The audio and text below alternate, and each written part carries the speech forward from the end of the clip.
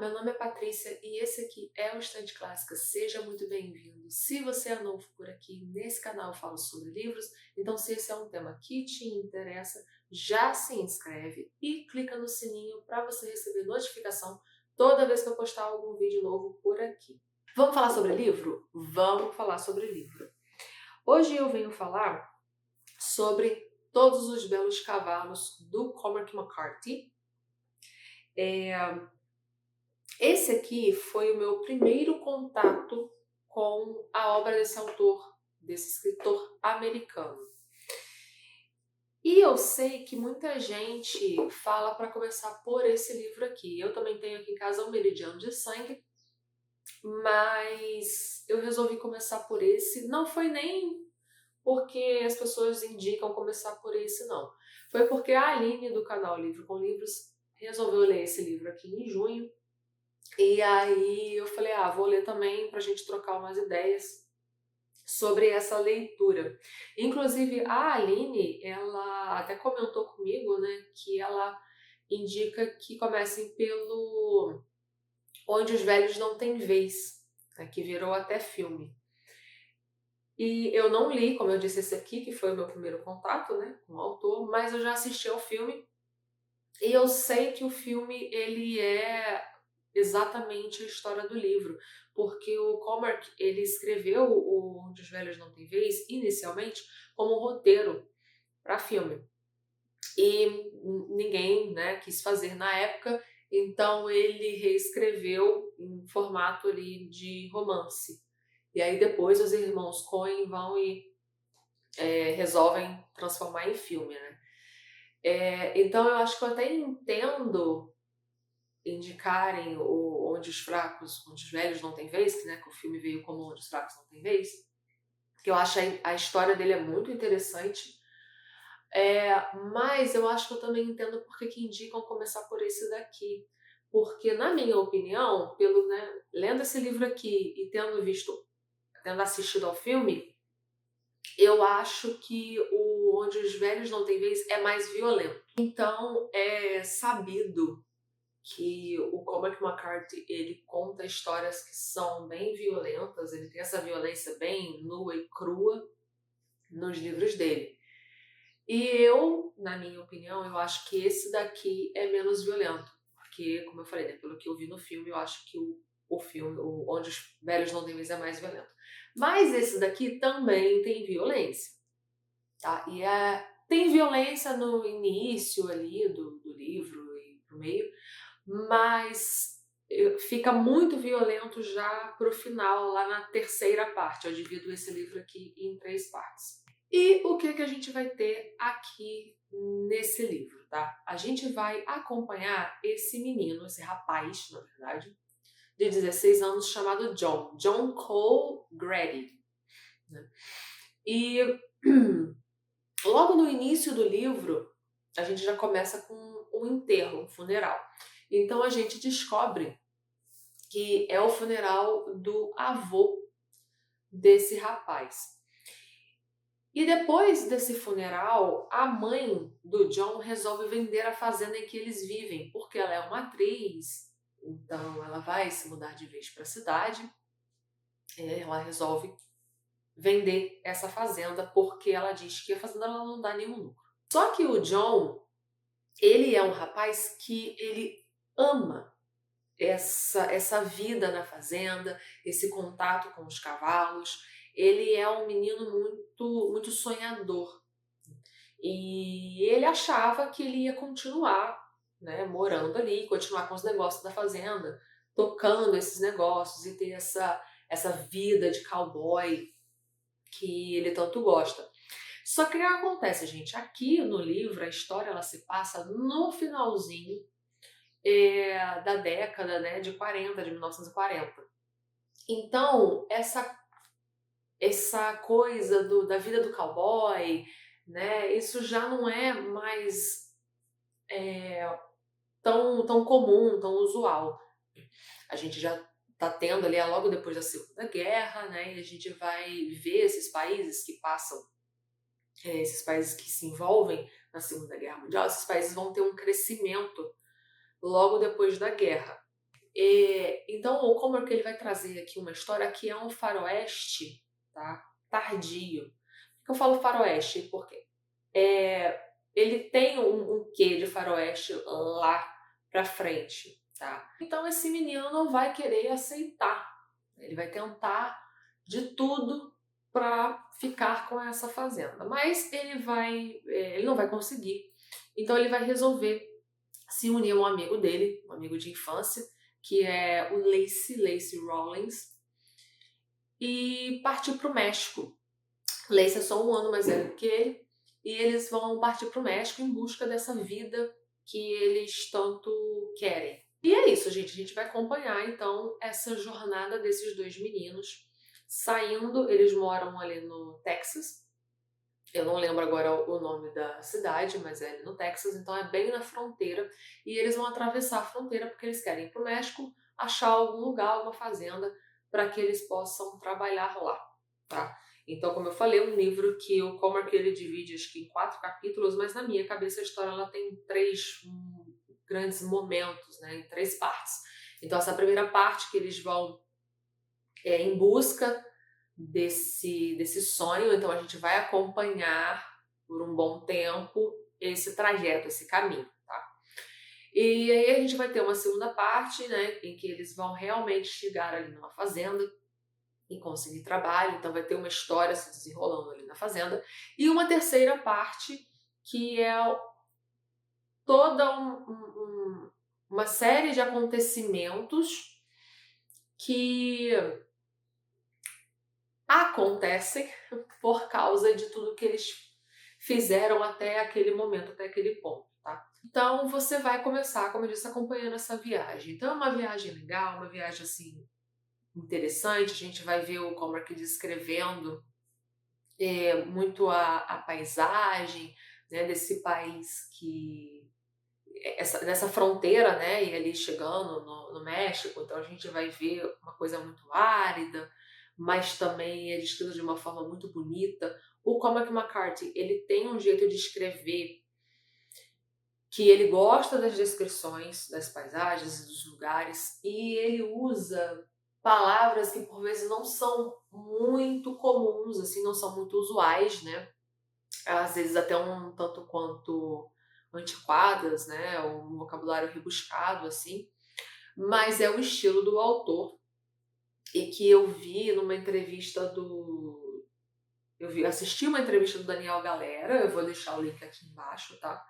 Mas eu também li um texto, né, que o Daniel Galera escreveu para o site, ali para o blog da Companhia das Letras, e que ele menciona que essa forma de escrita do Cormac McCarthy, em que ele apresenta, né, ele resolve usar esse vocabulário que não é muito comum, tem a ver ali com a forma como a Bíblia King James foi escrita, então ele traz um pouco disso, tá? E além disso, o Cormac tem um estilo interessante de escrever aqui, é que ele usa pouca pontuação, tá? Então, eu vi o Daniel até comentando que em alguns casos ele não coloca ponto de interrogação nas perguntas. Não é o que acontece aqui. Nesse aqui tem os pontos de interrogações, eu não encontrei nenhuma pergunta que não tivesse ponto de interrogação. Mas você nota aqui uma coisa muito interessante, que ele não usa muita vírgula. Então ele vai ficar usando a conjunção e para unir as frases. E isso causa uma sensação assim de um ritmo, né, pra gente quando a gente tá lendo. Ele também não usa travessão para marcar os diálogos, mas isso pra mim não foi uma coisa muito assim diferente que me incomodou tanto, né? A questão de não ter travessão pra mim não incomoda absolutamente nada, porque eu tenho o costume de ler autores até americanos. Os americanos, pelo menos os contemporâneos, eles não gostam, não usam muito, né, travessão. Então isso para mim não foi um problema. E não ter aspas também não, porque eu ia acostumando ali no meio da leitura, eu ia entendendo o que era a fala, né, dos personagens e quem estava falando. No iniciozinho eu tive um pouco de dificuldade, tá, para ler, eu não sei, a minha cabeça não estava muito boa, então eu tive um pouco de dificuldade, mas assim, foi uma dificuldade pequena e inicial. Depois você pega o ritmo e você lê de boa, tá? E sobre o livro em si, né, sobre a história, sobre a forma como as coisas se desenrolam, esse foi o livro que ele mudou muito, tá? Dentro de mim, assim. Quando eu terminei o livro, eu falei assim, não gostei. Eu lembro que eu comentei aqui em casa, eu falei, eu não gostei, não sei. Essa coisa dessa história de ter esse personagem que é meio que preso ali, né, com uma coisa de um passado que o Cormac quer mostrar como se fosse algo assim muito... Ai, olha que lindo, que maravilhoso ser cowboy nos Estados Unidos e, sabe, fica parecendo uma coisa muito fora da realidade, tá? Pra mim, na minha opinião. Eu tive essa sensação em alguns momentos. E aí o autor, ele resolve, assim, colocar, né, esses meninos indo para o México porque essa vida que eles querem ter, eles já não podem ter nos Estados Unidos porque os Estados Unidos tá ficando moderno, né? Então tem cenas em que você vai ver essa comparação, ele vai falar sobre as bombas de petróleo, e aí fica meio estranho, fica meio que parecendo que vamos pro México porque no México a modernidade ainda não chegou, as pessoas lá estão ainda atrasadas, vamos assim dizer. Tem algumas outras coisas também que eu acho meio esquisitas, assim. Por exemplo, a gente vai ter essa escolha que o autor faz, de que o personagem, que é americano, tá? Ele vai se apaixonar por uma menina mexicana, filha lá do fazendeiro, mas a personagem mexicana, pela qual o garoto americano, né, se apaixona, é uma personagem que tem a pele branca, e o autor faz questão de frisar isso mais de uma vez no livro, que ela tem a pele muito branca e olhos azuis. Tá? Ela tem o cabelo preto, beleza, mas é uma escolha que pra mim é esquisita, tá bom? Patrícia, você tá querendo dizer que no México não vão ter pessoas de pele branca e com olho azul? Não estou dizendo isso, tá, gente? Só que é uma escolha muito esquisita, né? Que justamente a personagem pela qual o garoto se apaixona é uma personagem de pele branca e com olho azul. Inclusive, esse livro tem uma adaptação para o cinema, que é de 2005, eu acho. E no filme, quem interpreta a personagem pela qual o John se apaixona é a Penélope Cruz. Então, assim, acho que até o diretor achou que era meio esquisito colocar uma, sei lá, filha do Steven Tyler, por exemplo, branca com o olho azul para fazer essa menina, tá? É só um comentário aqui. Mas sobre a história, como eu falei, de início eu fiquei meio assim, sem saber se eu tinha gostado do livro ou não, porque eu achei a história meio... né? Mas depois eu fui pensando mais sobre o livro. Eu escrevi também um texto que vai sair vai ser o meu primeiro texto que eu vou colocar lá no Substack, vai sair junto com esse vídeo aqui, acredito eu. Então, assim que você terminar de ver esse vídeo, eu vou deixar o texto que eu escrevi aqui embaixo, tá? O link, vai lá dar uma conferida. Então, depois de escrever o texto, de pensar mais, né, sobre o livro começou a crescer um pouco mais dentro de mim, né? E aí eu passei a gostar, não amar, mas a gostar da história desse garoto, né? Essa história aqui é um coming of age, né? Uma história de amadurecimento desse personagem. Tem muitos momentos que não parecem muito críveis porque ele é um garoto de 16 anos e que eu entendo que no livro o autor mostra que o John, ele é um menino que ele gosta tanto de cavalos que ele lê muito, né, sobre os cavalos, então ele é um estudioso, mas em alguns momentos fica parecendo que esse garoto é maduro demais. Tem alguns diálogos e algumas coisas que ele fala, né? Tem cena que ele fala por Rawlins e que eu não achei muito crível, eu não achei que era um garoto de 16 anos falando, mas também tem alguns diálogos que são muito bons. Então aqui eu até marquei um diálogo que eu achei muito legal, que eles estão conversando, né? O John, o Rawlins e um menino que vai aparecer, o Jimmy vai aparecer ali logo no início do livro. E aí eles falam assim, né? Que foi que fizeram? Pegaram você? Eu estava arrumando pinos numa pista de boliche em Ardmore, Oklahoma, e levei uma mordida de um bulldog que tirou um naco da minha perna do tamanho de um assado de domingo e a coisa infeccionou.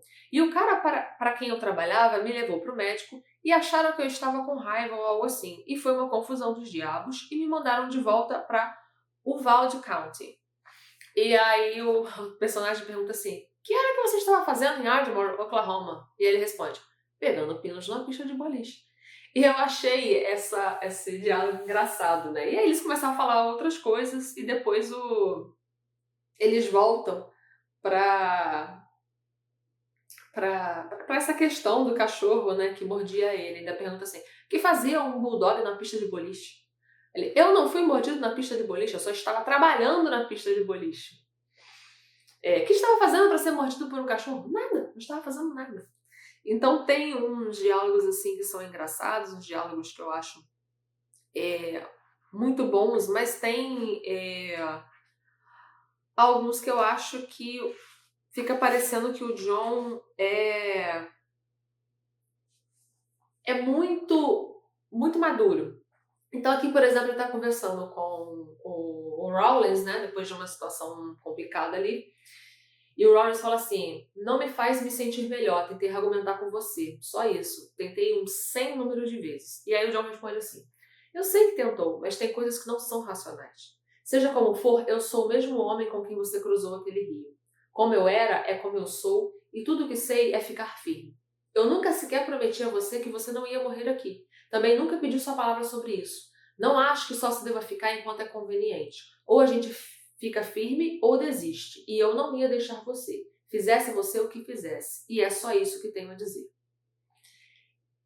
Entende que fica um pouco confuso, assim? Fica uma coisa de mais um menino de 16 anos fazendo todo esse discurso? Mas, né, tudo bem. Ele vai apresentar esse personagem como sendo realmente muito sábio, mas ao mesmo tempo em que ele parece ser muito sábio, ele comete assim algumas decisões que mostram que ele não é tão sábio assim. Então ele deixa esse menino, o Jimmy Blevins, seguir viagem junto com eles. Ele fica se esgueirando para se encontrar com a filha do fazendeiro. Então, assim, são algumas coisas que você fica assim, né? Então, o John, ele é esse menino que ele tem uma conexão muito forte com os cavalos, ele consegue, inclusive, domar esses cavalos com uma certa facilidade. E o livro, ele deixa muito claro, né, o tempo todo, o quanto que ele tem essa ligação. Ele chega a cogitar se os cavalos têm alma, né? Mas ele é uma história de amadurecimento. Então esse personagem que ele começa tão sonhador e ele vai se deparar com a vida, né, e com a realidade assim nua e crua. Ele vai se deparar com muita violência, com esse primeiro amor. Então assim, a gente tem esse fim da infância, né, e da inocência. Ele vai entender mais sobre responsabilidade. Então é uma história também que envolve vingança, sobrevivência. Então, no fim, ela é uma história sobre esse fim dessa infância e o começo de uma nova era e de novas possibilidades, né? O fim de ciclos. Então, ele é um livro que, como eu disse, ele foi mexendo muito e ainda está mexendo muito comigo. Né? Eu destrinchei melhor, assim, eu acho que eu consegui me expressar melhor sobre esse livro no meu texto, eu vou deixar aqui embaixo. E é isso, eu indico o livro. Como eu falei, ele é violento, mas eu confesso que pelo que as pessoas falam, eu achei que seria muito mais, tá? Mas ele é mais violento lá para a terceira parte, caminhando para o final. Mas vale a leitura, tá? Apesar de eu não gostar um pouco dessa ideia da história, assim, em si, né? Como eu falei, eu acho que depois eu fui entendendo, né, que também era uma questão de a gente ter um personagem sonhador, tem essa ideia, né, muito arraigada, muito presa ali ao passado, e ele vai amadurecer e entender que não é bem assim. Então, bom, é isso. É uma história boa, eu acho que vale a pena. Eu quero depois continuar lendo as outras histórias do autor. Não vai ser por agora, eu acho que talvez não seja esse ano, né? Deixar aí para futuramente, mas eu indico o livro, então se você não leu, leia e tenha contato aí com essa história, porque a escrita do autor ela é bem interessante, é um estilo diferente e vale a pena você conferir. Bom, é isso. Se você já leu Todos os Belos Cavalos, comenta aqui embaixo, vamos conversar. Vai lá ler o texto que eu escrevi, tá? Comenta lá também, se você quiser, se você gostar. Se você gostou desse vídeo, deixa o seu like e vejo você no próximo vídeo. Tchau, tchau!